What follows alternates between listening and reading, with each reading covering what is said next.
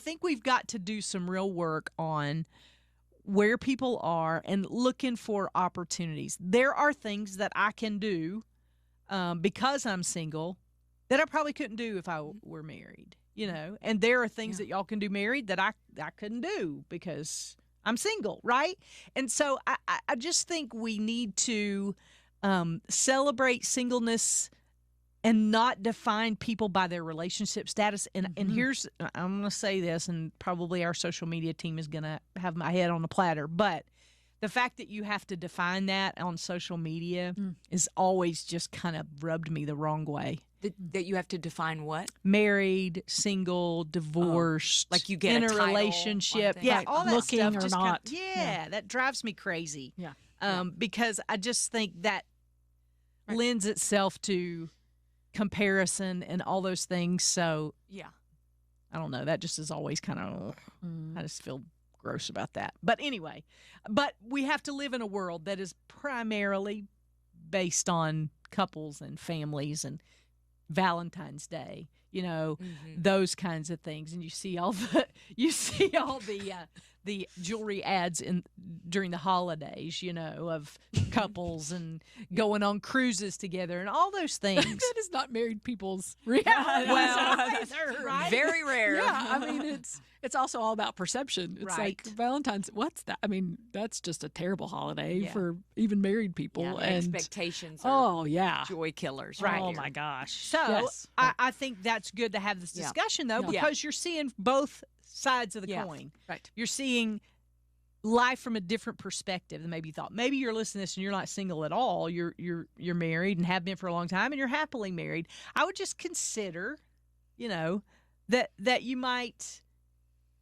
think about some things if you have single friends. Yeah. That's all. Yeah. I think that's a great idea. And I love the fact that you're talking about this increased awareness of one another. Not that we're defined by that, but that it's an opportunity to understand more about another person's life. You can never go wrong when you learn more about another person's life. Yeah. And so finding out more just information about them and what their life is like, what their experience is like. Yeah. We grow. That's how we grow. Yeah, absolutely. Yeah. Absolutely. And I will say that, and I grab y'all quite often and say, I need to talk about this.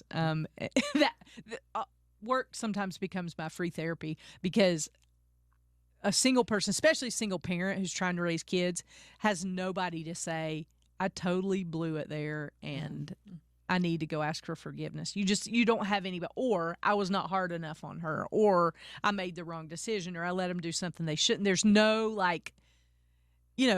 sounding spouse, board. There's no sounding board, right? And I would say that's the hardest thing about single parenting is that there's nobody to discuss that with. Oftentimes when you have, a spouse, you can talk about those things and one or the other will feel one way about it and another will feel another way. And you kind of work through those.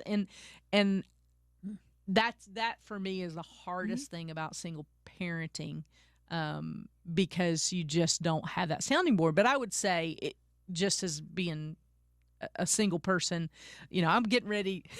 I probably will have a whole different perspective this time next year because my daughter will be making plans to leave the nest.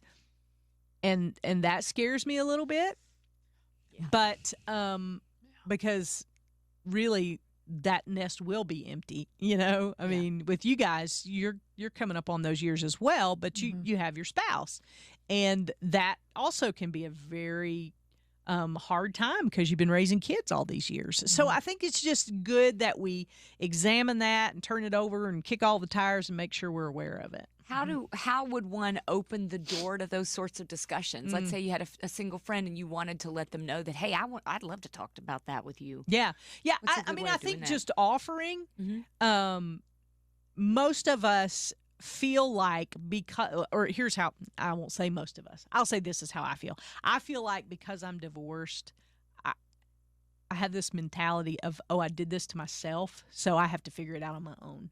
And I know I don't know where that came from. Nobody ever said that, but I just feel that the weight of that responsibility, if we're just being totally honest, I feel the weight of that. And sometimes I feel like, well, you did it to yourself, right? Kind of mentality. And the same is the case. I mean, I feel exactly the same way. My husband doesn't talk. He's very much an introvert. He doesn't like to talk. Right. He's not a chatter. He's not going to, it takes a lot of work to get him to listen to me. Right. Yeah. So there's times I go, well, I did this to myself. I married a man that doesn't like to communicate. I knew that when I married him. So I just have to suffer alone. But that's also why God gives us girlfriends. Sure. Yeah. That he gives us great community of other women to do life with, because we're all in different kinds of circumstances and different kinds of situations. And there's pieces of, my life that looks like yours, and there's pieces of my life that looks like yours, and pieces of your life that looks like hers. And, but only pieces. Right. And so we get to share in that tapestry of what God creates together. Absolutely. By sharing all of our stories and doing life with other women. And so finding those other women to do life with, single, married, divorced.